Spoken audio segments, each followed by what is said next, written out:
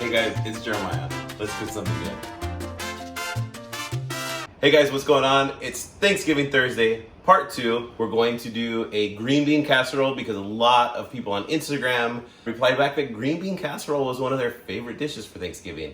I personally have never made it because my mom makes it every year and she makes the most delicious green bean casserole. This is gonna be my first time doing it, so this might go well and it might go bad. I don't know, but we're gonna try it anyways. And we're also gonna make some roasted carrots that I make every year with some arugula and some pine nuts. Maybe I might throw a little cheese on there. So let's get started.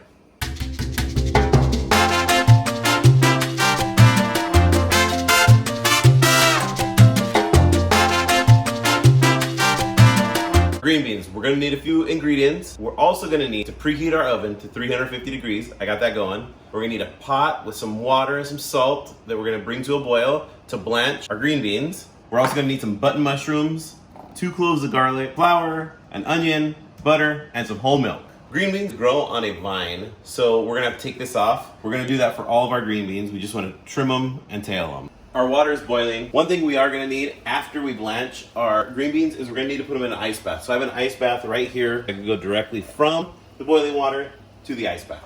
Now we're gonna blanch our green beans. It's probably gonna take between 1 to 3 minutes. We want them to get bright green. They're kind of that dull green. Once it happens, we're gonna pull them out, put them in our ice bath.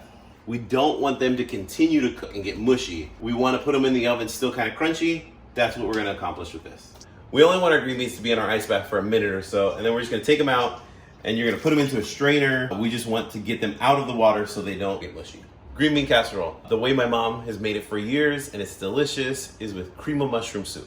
Most people, I feel like, make it that way, and then I thought, let's see if we could make our own cream of mushroom. So we're gonna do kind of a riff on it. We're gonna take button mushrooms. We're gonna slice these up. I'm gonna take a few off, and then I'm gonna turn it so my mushroom's flat so it doesn't wiggle around on me, and then I'm just gonna continue to slice the rest of them. We're also gonna need to slice up an onion. I'm gonna take off the tail end, and then I'm gonna cut it in half. We're gonna peel these onions. We're actually gonna make some fried French onions as well. We're gonna just slice our onions, probably about 1/8 inch thick strips. So we're just gonna slice the whole thing. We brought our onions over here to the stove. I'm gonna take 2 tablespoons of butter, put it in my pan. We're gonna want it to melt. What I'm gonna do is take half of my onions that we sliced, and we just want these to brown. They're gonna be there for a few minutes. We don't want them to get super caramelized. We just want them to get a little bit of color on them. To make our fried French onions, it's gonna kind of be like making an onion ring. So I got my fry station set up. I got my oil in my pot, heating. I got my flour here. I got some milk. I put an egg in there, and I'm just gonna whisk this together. And then I got my onions here as well. I'm gonna dip them into my egg wash, milk mixture. And then I'm just gonna toss them into my flour.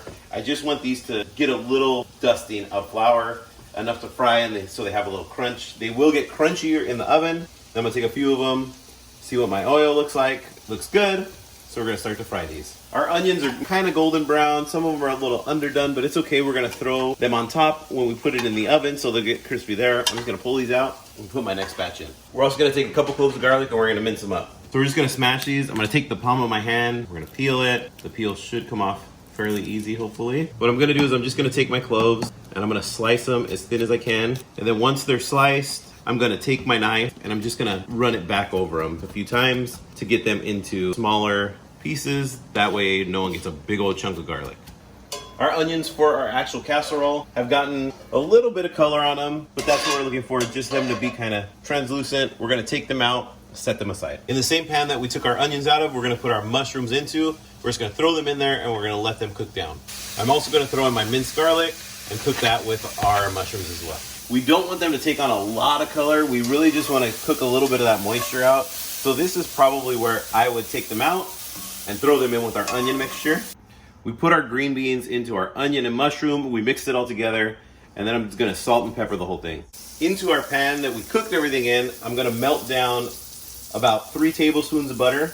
What we're gonna be doing is actually making a roux. And there's different stages of roux. They can give different kind of flavors to things, but that's what we're gonna do. And then I'm gonna take about 1/4 cup of flour and I'm gonna throw it in there. And then I'm just gonna start to whisk this together.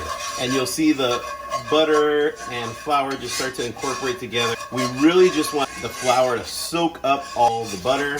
And then what I'm gonna do is pour my milk in gradually. I want my roux to soak up the liquid where we would normally use our mushroom soup. we're now gonna use this roux that we're making with the milk, butter, and flour. I actually switch whisks to my little egg beater one, just so I can break up kind of the clumps that are in there. What I'm looking for when I'm making this roux, I've been adjusting the heat the whole time from low to medium. I wanna run a spoon through it, and I wanna just drag my finger across it, and if that line stays, that's what we call nappe, that's where I want my roux to be. So at that point, I'm just gonna turn it off. I'm gonna bring my green bean mixture over and pour it in. I'm gonna mix this all up and make sure that my cream is all incorporated into my green bean. Once it is, I'm gonna throw it into my 350 oven. Roasted carrots, really easy, really delicious.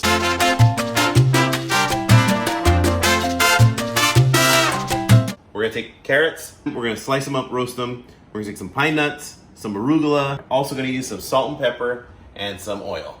Now, the question is, to peel or not peel? Some people peel carrots, some people don't peel carrots.